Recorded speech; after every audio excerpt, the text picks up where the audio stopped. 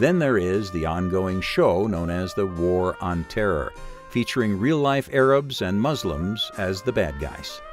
I think the War on Terror can be correctly described as a show, because I don't think it's real. It's not to say that terror is not real, because it is. What it is to say is that it's not what we think it is, and its origin is not what we think it is. Terrorism is largely the product of the people and groups that benefit from fighting terrorism. The war on terror is a $4.5 trillion waste of money. We've lost our civil liberties through the Patriot Act, the Military Commissions Act, the National Defense Authorization Act of 2012.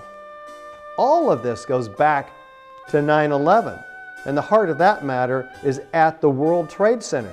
If there's any question about what happened, then we've got to focus in on it with laser beam attention. Hollywood movies today, I'm not so sure in the past, but certainly today, they tend to reflect the goals and the policies of the upper levels of the political system. They tend to be mouthpieces, basically speaking, for Washington, D.C. Washington, D.C. is promoting the war on terror. Washington, D.C. developed the Department of Homeland Security in response to the declaration of the war on terror. And so it's not surprising that Hollywood would glorify that. And with the war on terror, Hollywood movies, along with their buddies and the rest of the mainstream media, feel justified in promoting endless paranoia, hence endless need for more security. Now, local police, the National Guard, the FBI, the CIA, the Army, Navy, Marines, and Air Force are not enough.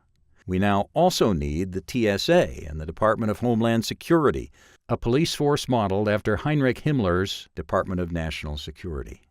If you don't know what a police state is, watch the news.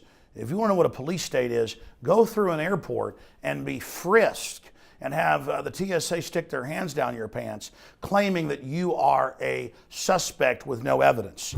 The police state is where everyone is guilty until proven innocent. So, thanks to Hollywood's endless parade of violence-oriented, terror-ridden movies, we now need endless security in our streets, our restaurants, security at our schools, at the mall, in our homes, even at the toilet, a buzzer with a direct line to 911. And New York City, where so much of this security is now found, is becoming more of a police state every day.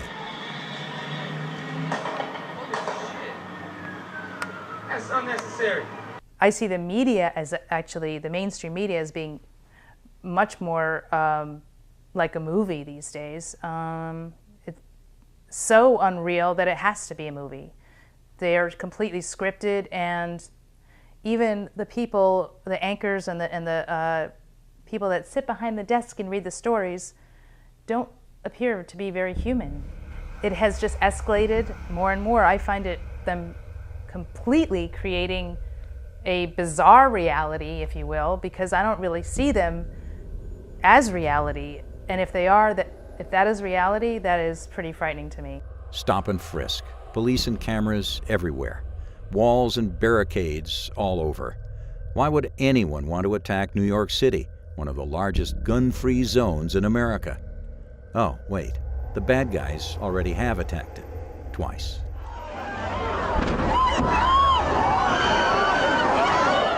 You read the Declaration of Independence, we're living under the exact same type of tyrannical rule, but in some cases it's even worse. We have hordes of bureaucrats out there eating out our substance. A police state isn't just uniformed officers running checkpoints on the highway.